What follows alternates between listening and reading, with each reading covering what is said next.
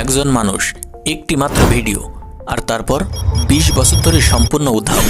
কিন্তু প্রশ্ন হলো, এই মানুষটা আসলে কে, আর কিভাবে একটা সাধারণ ভিডিও আজ পর্যন্ত প্রায় 400 মিলিয়ন ভিউজ, 18 মিলিয়ন লাইক আর 10 মিলিয়নের মতো কমেন্ট ধরে রেখেছে। আর সবচেয়ে অবাক করা বিষয়, এই একটি ভিডিওই এই চ্যানেলকে এনে দিয়েছে 6 মিলিয়নের বেশি সাবস্ক্রাইবার্স। তাহলে এই চ্যানেল আর এই লোকটার পেছনের রহস্যটাই বা কি? আসলে এই চ্যানেলটাই ছিল ইউটিউবের ইতিহাসে তৈরি হওয়া প্রথম ইউটিউব চ্যানেল। আপনারা যারা অনেক দিন ধরে ইউটিউব দেখে আসছেন, তার নিশ্চয়ই মি অ্যাট দ্য জু ভিডিওটা একবার হলেও দেখেছেন, যেখানে একটা ছেলে চিড়িয়াখানার সামনে দাঁড়িয়ে এলিফ্যান্টস নিয়ে হালকা কথা বলছে। একদম সিম্পল একটা ভিডিও। এই ছেলেটার নাম জায়েদ করিম, যিনি পৃথিবীর প্রথম ইউটিউবার হিসেবে পরিচিত। 24 এপ্রিল 2005 ইউটিউবে আপলোড হয় ইতিহাসের প্রথম ভিডিও, যার নাম ছিল মি অ্যাট দ্য জু। আর এখানেই আসে সবচেয়ে শকিং বিষয়টা, জায়েদ কোনো র্যান্ডম ইউটিউবার ছিল না, সে ছিল ইউটিউবের কো-ফাউন্ডার চ্যাড হারলি আর স্টিভেন সেন। এই দুজনের সাথে মিলে জায়েদ তৈরি করেছিল আজকের বিশাল এই ইউটিউব প্ল্যাটফর্ম। আপনি কি একবার ভেবে দেখেছেন, যদি জায়েদ করিম না থাকতো তাহলে হয়তো আজ ইউটিউব একদম অন্যরকম হতো, অথবা হয়তো ইউটিউবের নামে কিছুই থাকতোই না। ক্রিয়েটর ইকোনমিও তখন এতটা স্ট্রং হতো কিনা সেটাও প্রশ্ন। কিন্তু একটা জিনিস চোখে পড়ে, ইউটিউবের কো-ফাউন্ডার হওয়া সত্ত্বেও জায়েদের নাম কখনো স্টিভ জবস বা মার্ক জাকারবার্গের মতো আলোচনায় আসে না। একটা ভিডিও, 6 মিলিয়নের বেশি সাবস্ক্রাইবার্স, প্রায় 400 মিলিয়ন ভিউজ। তারপরও না নতুন আপলোডস, না ইন্টারভিউস, না পাবলিক অ্যাপিয়ারেন্স, না কোনো সোশ্যাল মিডিয়া প্রেজেন্স। তাহলে প্রশ্ন একটাই, এই লোকটা এখন কোথায়? এখন সে কি করে? আর যাদের সাথে মিলে জায়েদ ইউটিউব শুরু করেছিল, সেই দুজনের ভাগ্যে কি ঘটেছিল? আর কেন 2013 সালে জায়েদ গুগলের বিরুদ্ধে প্রোটেস্ট করেছিল? So this is the story of man who create YouTube and then disappear. এই গল্পের শুরু হয় 3 বন্ধুকে নিয়ে, যারা একসাথে একটা স্টার্টআপ শুরু করেছিল। কিন্তু এটা কোনো নর্মাল স্টার্টআপ ছিল না, এটাই ছিল ইউটিউবের একেবারে শুরুর গল্প। আজ যে প্ল্যাটফর্মে আমরা সবাই ঘন্টার পর ঘন্টা সময় কাটাই, ইউটিউব তৈরি হওয়ার আগে এই 3 জনই পেপ্যালে এমপ্লয়ি হিসেবে কাজ করত। সেখান থেকে তাদের বন্ধুত্ব।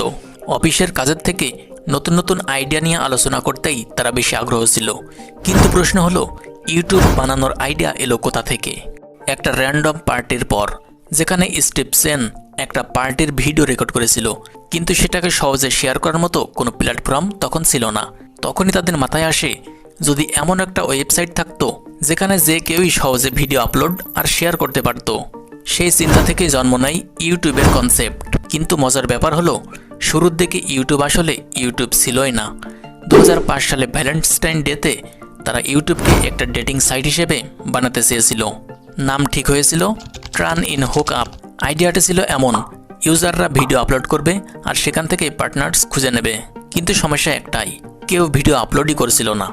শেষ পর্যন্ত তারা সিদ্ধান্ত নেয় এটাকে একটা জেনারেল ভিডিও শেয়ারিং প্ল্যাটফর্ম বানানো হবে। 14 ফেব্রুয়ারি 2005 রেজিস্টার করা হয় ডোমেন youtube.com।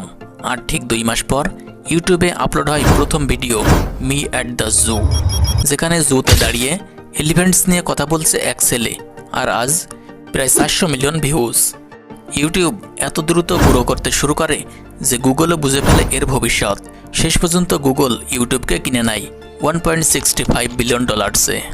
এই ডিলের পর ইউটিউব অফিশিয়ালি বিক্রি হয়ে যায়, আর এই 3 জন রাতারাতি রিচ হয়ে যায়। তাহলে কি এখানে গল্প শেষ? একদমই না। গল্প তখন আরও ইন্টারেস্টিং হয়ে ওঠে যখন জায়েদ করিম গুগলের বিরুদ্ধে প্রোটেস্ট করে। গুগল টেক ওভারের পর চ্যাড হারলি সিইও হন, স্টিভ সেন হন সিটিও, আর জায়েদ ধীরে ধীরে কোম্পানি ছেড়ে দেন। তারপর আসে 2013। গুগল হঠাৎ ইউটিউবের কমেন্ট সিস্টেমে বড় পরিবর্তন আনে। কমেন্ট করতে গেলে গুগল প্লাস অ্যাকাউন্ট লিঙ্ক করা বাধ্যতামূলক। ইউজার্স একদম এটা পছন্দ করেননি। ঠিক তখনই জায়েদ প্রায় 8 বছর পর নিজের মি অ্যাট দ্য জু ভিডিওর ডিসক্রিপশনে লেখে, why the hell do I need a Google plus account to comment on a video. পুরো ইউটিউব কমিউনিটি জায়েদের পাশে এসে দাঁড়ায়। আর মাত্র 2 বছরের মাথায় গুগল বাধ্য হয়ে এই সিস্টেম তুলে নেয়। এখন প্রশ্ন আসে, এই 3 জন আজ কোথায়? স্টিভ সেন, যিনি ইউটিউবের টেকনিক্যাল মাস্টারমাইন্ড ছিলেন, পরবর্তীতে সিটিও হন। 2009 ইউটিউব ছেড়ে দেন। 2011তে গুগলও ছেড়ে দেন।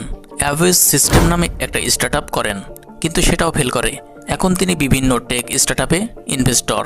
পাবলিক অ্যাপিয়ারেন্স প্রায় 0। স্যাড হার্লি 2006-এর পর ইউটিউবে সিও হন। 2010-এ গুগল ছেড়ে দেন। মিক্সবিট নামে ভিডিও স্টার্টআপ শুরু করেন, সেটাও সফল হয়নি। এখন তিনি ইনভেস্টর হিসেবে কাজ করেন, স্পোর্টস টিম আর স্টার্টআপে টাকা লাগান। আর জায়েদ করিম ইউটিউবের সবচেয়ে মিস্টোরিয়াস কো-ফাউন্ডার, ইউটিউব বানানোর মাত্র 1 বছরের মধ্যেই রিজাইন করেন। আজ তিনি বড় ইনভেস্টর, নিজের ভেঞ্চার ইনভেস্টমেন্ট কোম্পানি চালান, কিন্তু না ইন্টারভিউজ, না সোশ্যাল মিডিয়া, না পাবলিক লাইফ। শুধু এক জায়গাতেই তাকে দেখা যায়, নিজের সেই একটা ইউটিউব ভিডিওতে। একবার ভাবুন তো, যে মানুষটা এমন একটা প্ল্যাটফর্ম বানিয়েছে যেখানে সবাই নিজের কথা বলতে চায়, সেই মানুষটাই নিজে পুরো প্ল্যাটফর্ম থেকে গায়েব। আর শেষে প্রশ্ন থেকে যায়, যদি তারা ইউটিউব গুগলকে না বিক্রি করত, তাহলে কি আজ ইউটিউব এত বড় হতো, নাকি ফেল করে যেত? মেনে নিতে হয়, প্রথম 1 বছরে ইউটিউবের গ্রোথ ছিল ইনসাইন। কিন্তু যদি ইউটিউব কখনো তৈরি না হতো, তাহলে কি হতো? পিউডিপাই, মিস্টার বিস্ট বা আমাদের মতো ক্রিয়েটরসদের ক্যারিয়ার কি আদৌ শুরু হতো, নাকি পুরো কন্টেন্ট ক্রিয়েশন ইন্ডাস্ট্রি অন্যরকম হয়ে যেত? হয়তো ইউটিউবের জায়গায় অন্য কোনো প্ল্যাটফর্ম আসতো, কিন্তু সেটা ইউটিউবের মতো রেভলিউশন ক্রিয়েট করতে পারতো না। পিউডিপাই, মিস্টার বিস্ট আর আরও অনেক ক্রিয়েটরস হয়তো আসতো, কিন্তু অনেক দেরিতে। পুরো সিনারিওটাই যেন আলাদা হতো। এটা সত্যিই ভাবার মতো বিষয়। আপনি কি মনে করেন, যদি ইউটিউব না থাকতো, তাহলে কি আজ কন্টেন্ট ক্রিয়েশন এত বড় হতো? কমেন্ট করে অবশ্যই জানাবেন। আর যদি এখনও সাবস্ক্রাইব করে না থাকেন, তাহলে এক্ষুনি সাবস্ক্রাইব করে দিন।